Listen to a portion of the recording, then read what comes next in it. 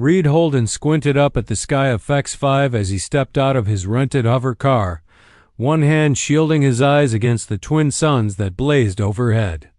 The heat pressed down on him like a thick, invisible cloak, and the scent of ozone. And something sweetly metallic clung to the air. He grabbed his duffel bag from the back seat, slung it over his shoulder, and stared at the building ahead.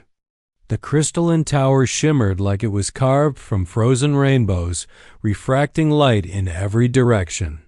It was both breathtaking and slightly dizzying to look at. He muttered to himself, Unit 731, and made his way to the entrance. The directory was a glowing panel of unfamiliar glyphs and spinning icons. He found the human translation menu and jabbed at the correct unit. A few seconds later, the elevator doors hissed open. Inside, it was quiet. Too quiet. No soft music, no elevator voice telling him the floor, just the gentle hum of motion. He swallowed, nervous tension sitting tight in his chest. Renting a place sight unseen on a planet he barely knew? Brilliant move, Reed, when the doors parted. Again, he stepped into a short corridor lined with smooth, iridescent doors. He found Unit 731 and pressed the intercom. A moment later, the door slid open without a sound, revealing a woman who made Reed forget how to breathe. She was tall at least a head taller than him, with smooth emerald green skin that glowed faintly under the ambient lights. Her eyes were a deep amethyst, large and expressive, and her long hair flowed in seafoam waves down her back. She wore a tunic made of shimmering fabric that clung to her lithe frame and shifted colors as she moved. She said, her voice soft but musical, like wind chimes in a summer breeze. You must be the new tenant. I am Kikala, your landlady. Please, come in. Reed stepped inside slowly, blinking at the interior. The walls were translucent and pulsed gently with warm light.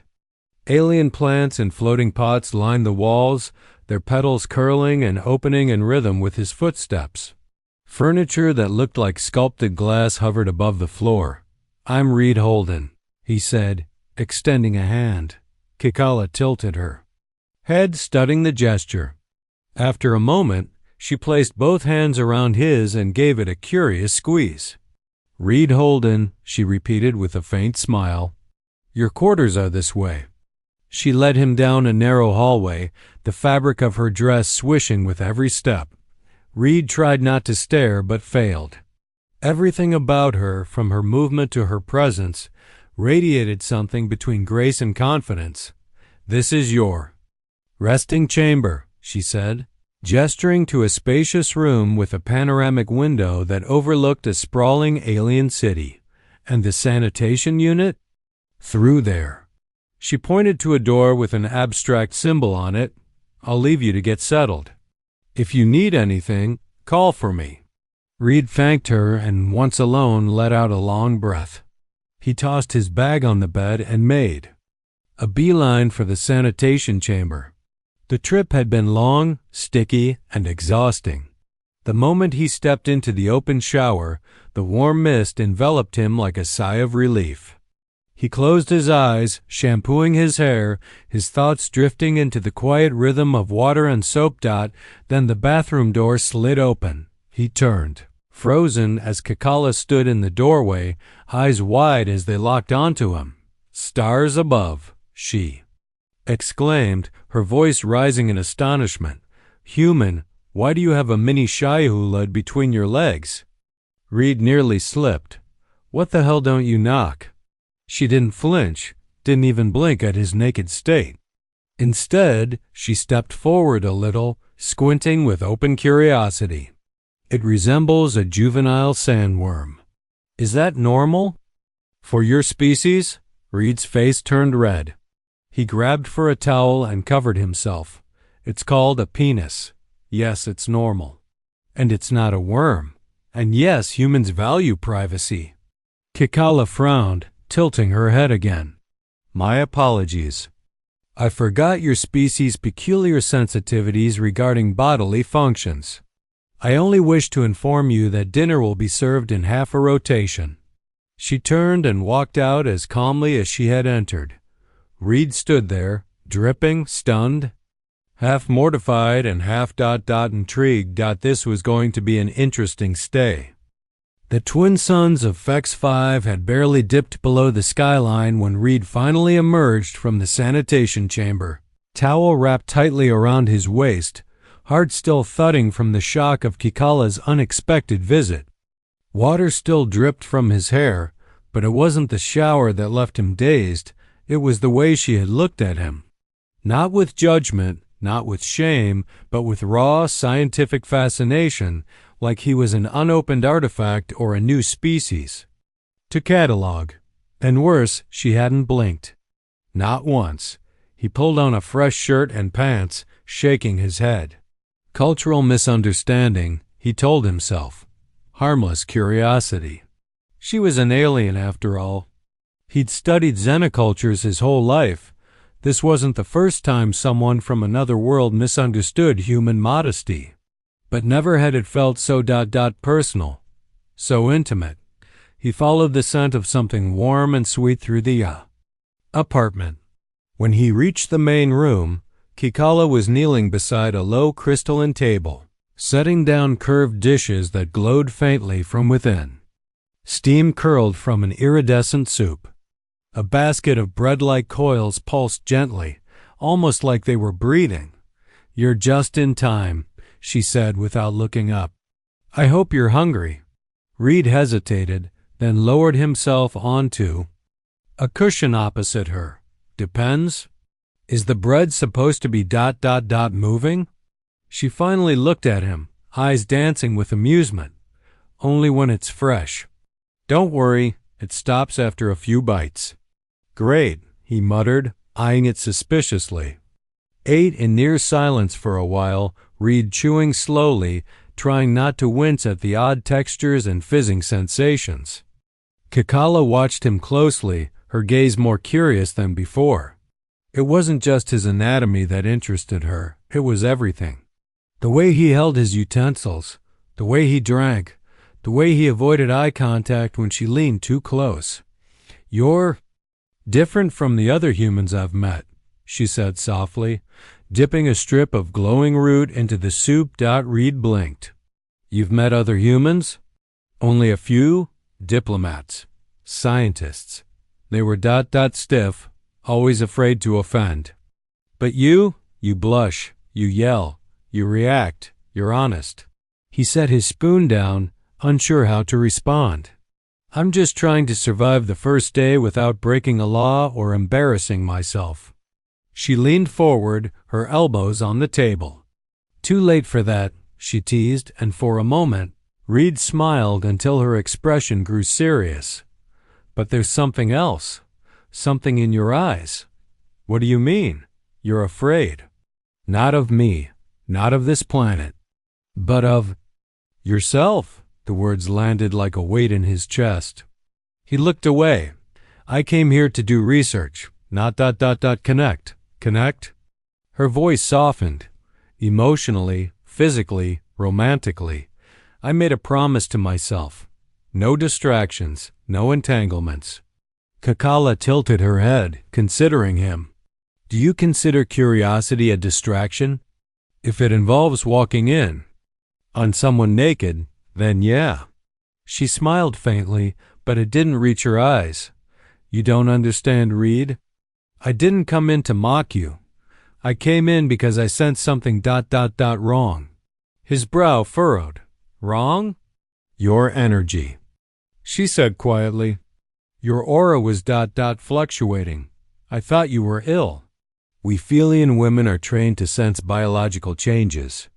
Your energy was sharp, coiled, like a defensive field." Reed stared at her. "So you're saying you stormed into the bathroom because you felt my aura shift?" "Precisely." He slumped back, running a hand through his still damp hair. "Well, that's a new one." But before Kikala could respond, the lights flickered. A high-pitched hum vibrated through the walls. Reed tensed. Was that a power surge? Kikala stood, her eyes narrowing. No, that was a scan pulse. A what? Someone sweeping the building with a high-frequency molecular reader. It's used for identifying DNA signatures. Reed's blood went cold, like mine, exactly. They both turned toward the window as a sleek drone zipped past, barely visible but leaving a shimmer in its wake. Reed stood slowly. You said the raid last week, that it was probably targeted. Kikala nodded grimly. Now I'm certain. Why? She looked at him, her voice barely above a whisper. Because Fox doesn't just want me back. He wants you eliminated. Reed's stomach twisted. Why me? Kikala's gaze dropped. Because if he knows what I suspect, if he senses what's happening between us, then he knows I've already broken our old pact, and that makes you a threat. What pact? Reed asked. She opened her mouth, hesitated, then shook her head. Not here, not yet. We need to talk somewhere safe, somewhere shielded. Reed moved toward the door. But Kikala reached out, grabbing his wrist. No, she said. They'll expect that. If we run, we reveal our fear. But if we wait, if we act like nothing's changed, then we learn what they're really after. Reed met her eyes. You're asking me to stay exposed. I'm asking you to trust me. He stared at her for a long moment, feeling the weight of her words. Finally, he nodded. Fine. We play it your way. But even as he sat back down, trying to act casual, Reed couldn't ignore the chill that had settled deep in his bones. This wasn't just awkward alien flirtation anymore. Someone out there wanted him gone. And the only person he could trust was the same woman who had barged into his shower and asked why he had a worm between his legs. And yet, somehow, that made her the safest person in the universe. The night on phex 5 was different than Reed imagined. The twin suns dipped behind the jagged skyline, casting the city in bioluminescent blue and violet hues. The towers of glass and stone hummed faintly with energy, like the planet itself was breathing. Reed sat by the panoramic window in his bedroom, watching faint silhouettes of alien fauna gliding between towers like glowing stingrays. In another life, this would have been peaceful, calming. But tonight, there was a tension in the air he couldn't name. Something about the scan pulse earlier. It hadn't just been technical. It had felt like a warning. His tablet blinked. A message from the Institute. No update on the raid inquiry. Stay alert. Local cooperation limited. As if that wasn't already clear. He rubbed his temple, exhaustion gnawing at him. But he couldn't sleep. Not with the images of that drone circling the building. Not with Kikala's words still echoing in his head. He wants you eliminated. Who the hell was Fox? And why did he seem to have access to military-grade equipment on an otherwise neutral world? The sound of soft footfalls broke his thoughts. Kikala stood in the doorway, wrapped in a loose silver robe that shimmered in the low light. Her expression was unreadable.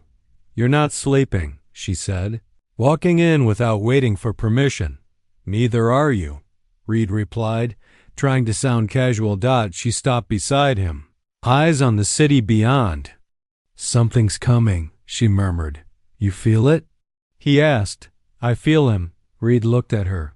Kikala. Who is Fox to you? Really? She didn't answer right away. She sat beside him, close enough that their knees touched. Finally, she said, he was my bonded partner a long time ago. Our people choose mates through ritual dance under the moons. Once bound, the connection is strong, permanent in most cases. And you broke that? She nodded slowly. I broke the bond. I challenged the ritual and walked away. It shamed him. He's never forgiven me. Why'd you do it? She met his gaze, her voice raw, because I felt nothing. No warmth, No love. Only duty. Fox wanted my body, my obedience, my lineage, but not me. I refused to be a symbol for power. Reed's throat tightened. So now he wants revenge. More than revenge, she whispered. He wants to erase me. Erase any mark I might make without him. That includes you. A chill crept down Reed's spine. Then the window behind them cracked. The shatter was soft but sharp. A thin fissure rippled across the transparent wall. Reed jumped up. Get down. He yelled, grabbing Kikala and pulling her to the floor just as a second impact sent spiderwebs through the glass. Kikala rolled and slammed her palm into the side panel. A section of the floor hissed open, revealing a narrow tunnel. Panic shaft. She said, "Go, now." Reed didn't hesitate. They slid down together, landing in a dim underground corridor that ran beneath the building. Red emergency glyphs pulsed along the walls. This wasn't a scan, Reed panted. This was a targeting. System. They're escalating, Kikala said grimly. He's making his move.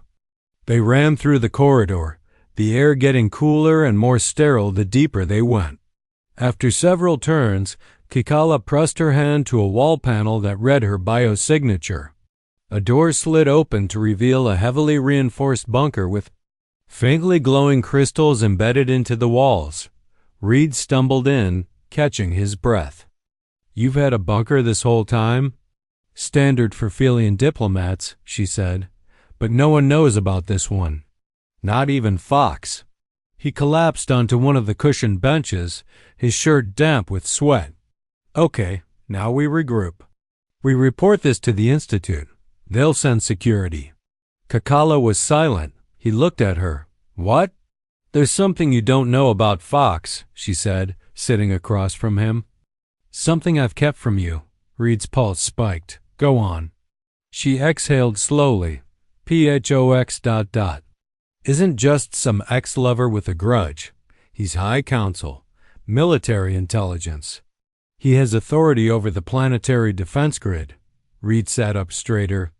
"You mean he can bypass customs, enter cities at will, and launch attacks without oversight if he claims they're part of internal security operations?" "Jesus," Reed muttered. "So that drone? It wasn't just a warning. It was authorization." She nodded. Reed stood and paced. "We can't. Stay here. He'll find this place eventually." "I agree. But running isn't enough. We need proof. Proof he's abusing his power." Reed turned to her. "What kind of proof?" She hesitated. Then said, "There's a facility in the northern quadrant. A private research center he owns through proxies. I believe he's been conducting illegal surveillance there. Maybe even experimenting on interspecies subjects." Reed's eyes widened. "You think he's targeting me because of what I am?" She held his gaze. "No, not just because of who you are. Because of what we might become." Reed's heart pounded. Something about the way she said it wasn't just metaphorical. "Kikala," he said slowly, "is there something ... wrong with me? Have you sensed something?" She walked over and took his hand, guiding it to her chest. He felt it, the rhythm beneath her skin. Not just a heartbeat, a resonance. Like a second pulse, deeper, older. "Your energy," she whispered. "It's merging with mine." Phelian biology was never supposed to sync with human frequency. "But yours ... it's adapting." Reed stared at her. "What does that mean?" "It means," she said softly, "we're not just compatible. We're evolving." Reed staggered back. "And PHOX ... he knows? He suspects. And he fears what we are." Before he could respond, the lights in the bunker flickered. Then the alarm blared. "He found us." Kikala breathed. Reed reached for the emergency beacon on his wrist. "We call the Institute. We make a stand. No more running." Kikala nodded, fire in her eyes. "Then let's finish what he started." Reed's blood hadn't stopped roaring in his ears since the bunker lights dimmed and the alarm began its low, bone-deep pulse. It wasn't just noise. It was a countdown, a war drum. Somewhere above them, the crystalline tower that had once been his sanctuary was now a target zone. Somewhere in the shadows, Fox's agents were closing in, but down here in the bunker, something far stranger was happening. Kikala moved with a calm urgency, her fingers gliding across a panel embedded into the crystalline wall. Streams of data flowed in alien script. Her green skin glowed faintly in the pulsing emergency light, and the shimmer of her hair was like static caught in motion. She wasn't panicking, she was calculating. "There's a secondary shaft that exits near the outer ridge," she said. "Steep climb, no light, but they won't expect us to use it." Reed watched her work, still stunned by what she'd revealed. His energy, his biology merging with hers, adapting. He'd come here to study alien life, not to bond with it. "Not like this. Wait," he said, stepping forward. "Before we go, what does this actually mean, Kikala?" "This merging. Are you saying we're evolving into what?" She paused, then turned to face him. "A bridge," she said. "Between worlds, between species, maybe even more." Reed tried to find his footing on this strange new terrain. "And the pregnancy test you took last week, was it really negative?" Her silence answered him. "Kikala," he whispered, stepping closer. Her voice cracked. "I didn't want to tell you. Not until I was sure. I've never heard of a successful cross-species conception. It's myth, taboo, impossible." "But—" "You are," Reed said, his chest tightening, "pregnant." She nodded. "Barely. Maybe a few days. But it's there, and Fox knows." That single truth settled like a thunderclap between them. Then the walls trembled. Reed grabbed her wrist. "We move now." They sprinted through the hidden corridor. The air grew cold and wet with subterranean mist. The crystalline walls gave way to stone, and the neatly carved passage narrowed into a jagged climb. The further they went, the more. Reed's skin prickled with that same low-frequency pressure he'd felt during the scan pulse. His body hummed, not just with fear, but with connection. To her, to something inside her, to something ancient. At last they reached the surface. The twin moons hung overhead now, one full and green, the other silver and fractured. The alien landscape stretched ahead in shifting shadows and glowing fungi. Far in the distance, firelight flickered. "Drone scouting. There," Kikala pointed. "I stashed a glider in the ridge caverns. We can make it to the outer provinces.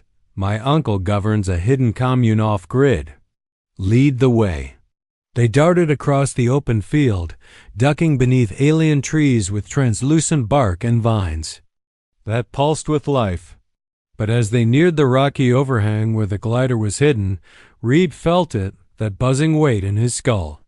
He turned just in time to see a silent projectile screech through the air.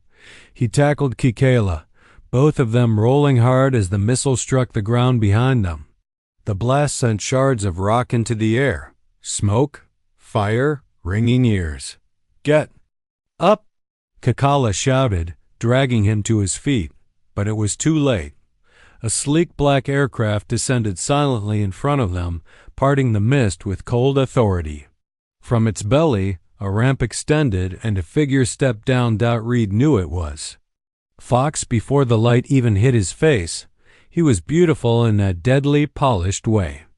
Obsidian skin glinting with embedded tech, violet eyes like frozen stars, and silver armor etched with the mark of the Felian High Command. His voice was velvet-wrapped steel. "You always did choose poorly, Kikala," Fox said, his gaze flicking over Reed like he was an insect. "But this is a disgrace." "Get out of our way," Reed growled, stepping between them. Phox smiled coldly. "Tell me, human, do you even know what she is?" Reed didn't blink. "I know she's mine." Fox's expression darkened. She is a carrier of ancient code, the first of her generation, not natural, not born, designed. Kikala stepped forward. That's a lie, is it? Fox purred. How else do you explain your compatibility with a human? The merging of frequencies? The conception of something impossible? Reed's breath caught. Phox continued, circling them slowly. She was created during the Convergence Initiative, a failed experiment to bridge our species through engineered bondmates. She wasn't meant to choose, only to respond. And now you've activated her. You're wrong, Reed said. She chose me. Fox raised a hand. Behind him, weapons glinted. Doesn't matter. The child can't be allowed to exist. Nor can the bond. Kikala's voice was low and sharp. Then you'll have to kill us both. Fox's smile faltered. A sudden wind kicked up, rustling the alien trees. Something shimmered in the air.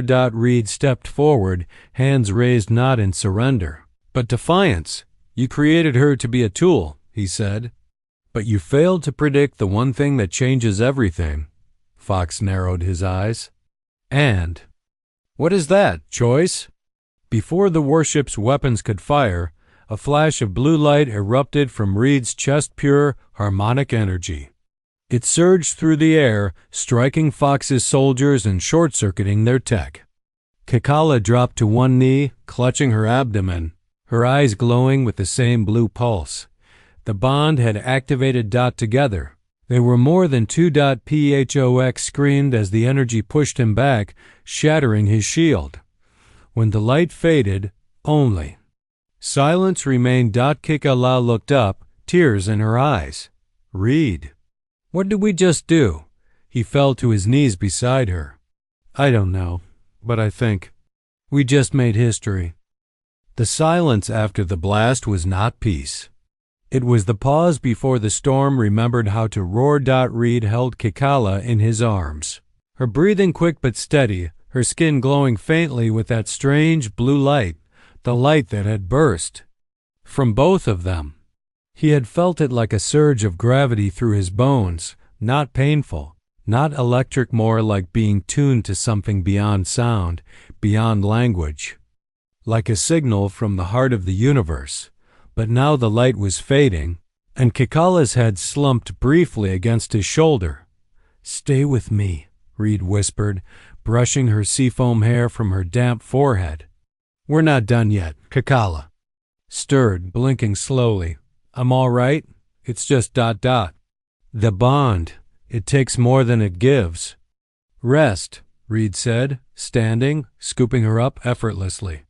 Just rest. I've got you. Beneath them, the valley was still. Fox's transport lay cracked in the center of a crater, its hull seared and steaming.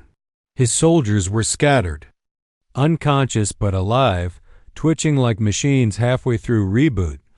But Fox himself was gone. Reed's stomach tightened. He retreated. No, Kikala murmured against his neck. He adapted. They moved quickly through the glowing caverns toward the hidden glider she'd mentioned earlier. Reed found it where she'd said, a sleek two-seater folded into the rock like a stingray at rest. He activated the console and eased Kikala into the co-pilot's seat. Her eyes fluttered open at the hum of ignition. We're leaving, said. She nodded, weakly. To where? Reed tapped the coordinates into the system-encrypted locations provided by his research institute in case of emergency. A remote listening post, abandoned decades ago but still powered by solar energy. Isolated, quiet, perfect. The glider rose from the stone and slipped silently into the sky. As the world beneath them shrank, Reed kept his eyes on the stars ahead. Landed hours later in a dust-choked valley lit by cold moonlight. The station looked like a fossil, bent metal bones half swallowed by the earth. But it still recognized Reed's biometric signature. The doors groaned open, revealing stale air and half-dead lights. Inside, they collapsed into makeshift beds. made from old med pads and thermal blankets. Only once Kikala's breathing evened out did Reed finally let himself rest. He awoke to her voice. Double quotes Reed. There's something else. He sat up, heart already thudding. What is it? She sat across from him, cross-legged on the floor, a data tablet in her lap. The light from the screen lit her face in blue tones. She looked almost otherworldly. But there was fear in her voice. I ran a scan, she said. On my cellular matrix. And yours. What did you find? The bond we triggered. It's not just an emotional tether. It's biological, molecular. My DNA is rewriting itself. Reed blinked. You're changing? No, she said slowly. We both are. She turned the tablet toward him. Side by side were two genome maps, one human, one Felian, and one ... hybrid. The third strand was forming. Like a bridge, a third language being written between their cells. This isn't normal, Reed whispered. It's not, she agreed, but it's stable. And it's accelerating. Reed stood, pacing. This was never supposed to happen. Even in the craziest human xeno studies, cross-species bonds were temporary, sensory. But this is a rewrite, a new species. Kikala nodded. And Fox? Knew, or suspected. That's why he wanted the child erased. Not because it was dangerous, but because it was proof. Reed clenched his fists. Proof they lied. About compatibility. About the risk. About her. Kikala's eyes darkened. Reed, I'm not the only one.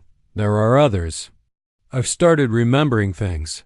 Flashes, names, children raised underground, tested, trained. Reed froze. You were part of a program. The Convergence Initiative, she said. We were told we were born during a planetary eclipse. Raised for peace. But now I see it. They were engineering bondmates. Emotional conduits between species. And when it failed, they buried it. She nodded. But not all of us were terminated. Some of us survived, hidden in plain sight. A long silence stretched between them. We need to find them, Reed said finally. They won't want to be found, Kikala replied. Many of them are in hiding for a reason. Some might not even know what they are. Reed stepped closer, crouched in front of her, resting a hand on her knee. Then we give them a reason. We show them what we found, what we're becoming, and if they're afraid, we help them understand. Kikala searched his face. You're not afraid? I am, he said truthfully, but love is worth fear. Truth is worth pain. And our child, her hand went to her stomach, is worth everything. They stared at each other, something fierce and luminous passing between them.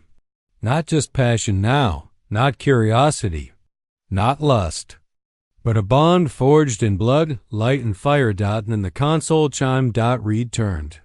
A transmission. Encrypted. Incoming signal from Xenobiological Research Institute.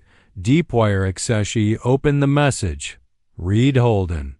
Your presence has triggered multiple interplanetary alerts. Felian High Command has issued a kill order. Do not return to the core worlds. You are considered compromised, but ... you have allies. And we have information. Prepare for extraction and prepare for war. Reed stared at the message, then looked at Kikala. She stood slowly, the glow in her veins returning. War it is, she said. The valley beyond the listening post slept beneath a veil of silver frost and breathless silence. But inside the abandoned facility, the air had changed. It thrummed now low, electric, alive. Something unseen moved between Reed and Kikala. More than just energy. It was purpose. It was awakening. It was war. The transmission replayed in the background, its final words still looping in Reed's mind. Prepare for extraction. and prepare for war. He had studied interspecies conflict in theory, documented the scars left behind in shattered ecosystems and rewritten treaties, but now war had become personal. War had a name. It had violet eyes and a voice like knives. "Fox, we can't wait for the Institute," Reed said, pacing across the flickering control room. "If the Felian High Command has issued a kill order, it won't stop with us. They'll track anyone who's helped us. Your people." "My people. The baby." Kikala stood by the cracked window, the stars reflected in her eyes. "Then we move. First, we strike before they know we're ready." Reed turned to her. "You sound like a soldier." "I was bred for peace," she said softly, "but taught how to survive war." He crossed to her, placing his hands gently on her shoulders. "You said there were others. Survivors from the Convergence Initiative. Can you find them?" "I can try. Their signatures are buried, encoded into fragments of memory and genetic resonance. But if one of them answers, it could tip the scale." Reed nodded. "I'll prep the glider. We need to move before sunrise." But as he stepped back toward the console, a faint chime stopped him cold. Another transmission. This one unmarked. Untraceable dot, a voice filtered through the static mail, hoarse, strained. "If you're hearing this, it means you activated the bond. I was the first, the prototype. They said I was broken. I ran. I've been hiding ever since. But if she found you, if she chose you, then it's not over. Meet me in the ruins of Derek 9, and come alone. They're listening." The transmission cut. Reed looked to Kikala. "He knows," she said. "He's one of us." "Derek 9, Reed repeated. "Isn't that a restricted zone? Abandoned colony?" Felian and human settlers tried to cohabitate there decades ago. "The whole place was shut down after the disease." "Or after the experiments," Reed muttered. "Either way," Kikala said. "Already pulling up navigation data.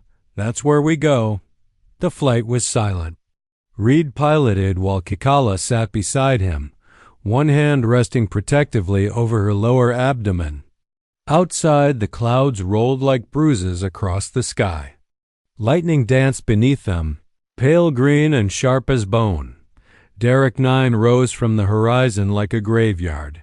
The colony's remains stretched across black stone plains, twisted towers, sunken domes, shattered infrastructure. But it wasn't. Dead, not fully.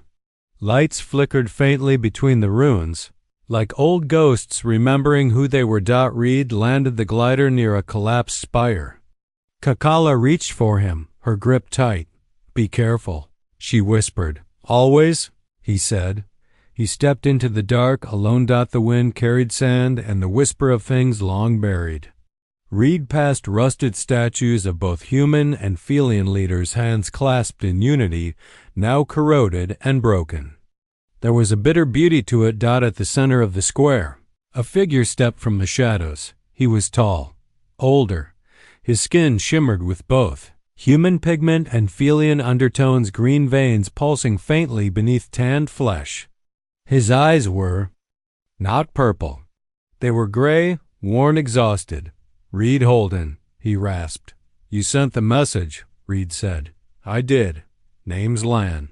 I was supposed to be the first bridge, the prototype bondmate. But the frequencies didn't hold. I burned out. They said I was unstable, dangerous, and yet here you are." Lan nodded. "Hiding, watching, waiting, until one of us activated a stable bond." Reed hesitated. "You think ours is stable?" "You're still breathing," Lan said. "And she's still carrying the child. That's proof enough." Reed stepped closer. "We need help, allies, knowledge, whatever you've got." "I've got memories," Lan said. "Pain, fragments, names of others. Most are scattered across the outer worlds. Some don't even know what they are. But if you give me time, if you give me her DNA sequence, I can wake them, Reed flinched. No, not until I know your intentions. Land stared at him for a long time. Wise, you're more cautious than I was. That's why you might succeed. Reed handed him a fragment instead a harmless signature. Enough to send a signal without giving everything away. Lion took a double quotes go, he said. Get her somewhere safe. Once I have answers, I'll call. Reed turned, but Land stopped him with one last warning. They're building something, he said. A device. It suppresses hybrid frequency. Cuts off the bond before it forms. They'll use it on pregnant hybrids. On children. On you, it's called the null wave. Reed's jaw clenched. How long until it's operational? If you felt that pulse a few days ago, it was a prototype. They're close. Reed returned to the glider in silence. Kikala looked up at him. Sensing something had changed, he climbed into the seat beside her and activated the engines. What did he say? She asked. That we're running out of time. As the glider rose, Reed looked back at the broken colony. Beneath its bones, a rebellion was beginning to wake. And in the skies above, the countdown had begun. They would not go quietly. They would burn their way into history. The stars over phex 5 flared brighter than Reed had ever seen them, as if the sky itself were straining to witness the final acts of something ancient being rewritten. The glider soared through a corridor of wind and silence, slicing across the king of the mitre soared through a corridor of wind and silence, slicing across the moon and silence. Dark like a blade. Kikala sat beside him, one hand steady on her stomach, her eyes locked forward, not on the stars. But beyond them, they didn't speak much as they flew. There was too much to say, and none of it would change what was coming. After Land's warning, everything had sharpened. The convergence wasn't just a secret, it was an extinction protocol in reverse. Not the wiping out of a species, but the erasure of a possibility. A future where humans and Felians were not just allies or traitors, but one people, bonded, merged, evolved. That possibility was growing now inside Kikala, and those in power had decided it could never be born. Reed adjusted the course and opened the COM channel. Sending a burst transmission to the Deepwire Allies land had given him names scattered through the void. People who had once been experiments, failures survivors. He sent them the signal. We are alive. We are bonded. We are hunted.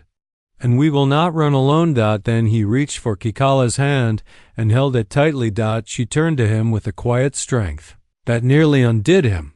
You're afraid, she said. Only of losing you, Reed replied.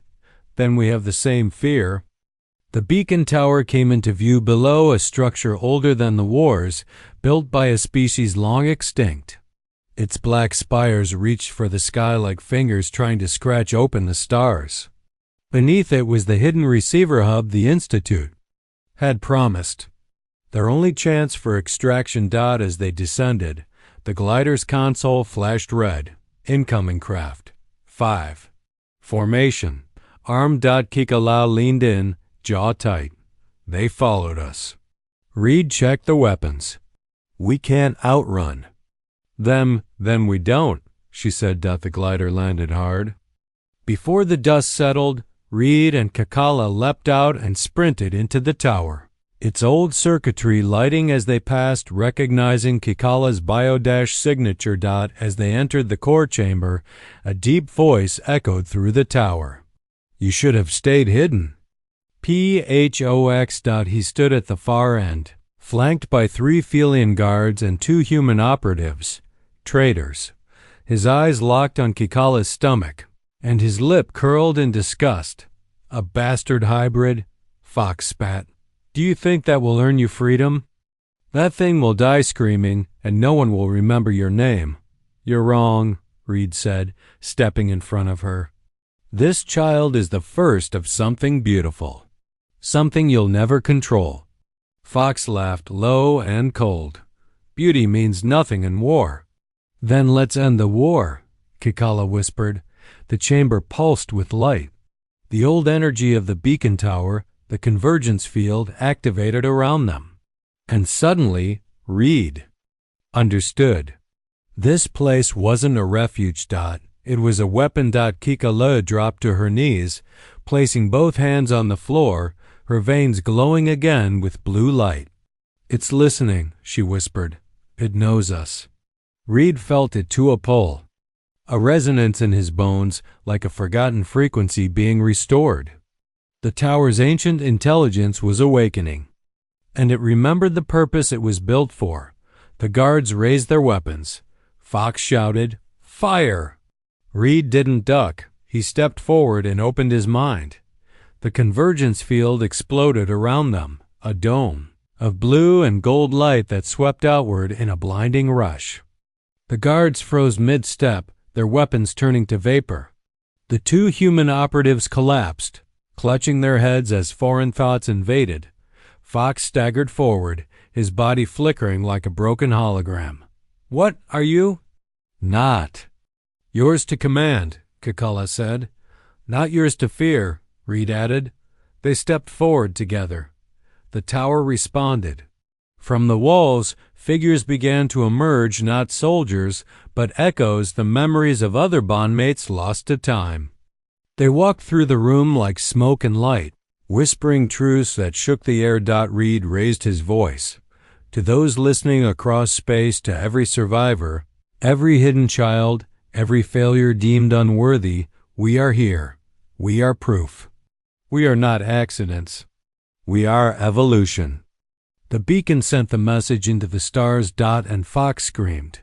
The field wrapped around him, and this time it did not forgive. His body broke apart, not with blood, but in pure disintegration, scattered like ash across the chamber floor. Kikala collapsed, breathing hard, cradled by Reed. "You did it," he whispered. "We did," she said, tears on her cheeks. "And now, so will they." Weeks passed. In the quiet after war, the world changed fast. Word of the convergence bond spread across systems. Hidden survivors came out of exile. Alliances once thought broken began to stir. The Xenobiological Research Institute declared the bond sacred, protected. A new protocol was formed. The Unity Accords designed to recognize and preserve all emergent hybrids. Reed and Kikala returned to a rebuilt listening post, now a sanctuary and beacon for others. And there, beneath the silver trees of a world once filled with shadows, their child was born. She was small, warm, and wrapped in starlight. Green skin like her mother, eyes like reeds. But when she cried, the crystals outside the window pulsed in rhythm. She wasn't just a child, she was the first heartbeat of a new species. They named her Solari, and every time she smiled, the stars seemed to lean closer, as if listening to the beginning of a story the universe had been waiting to hear.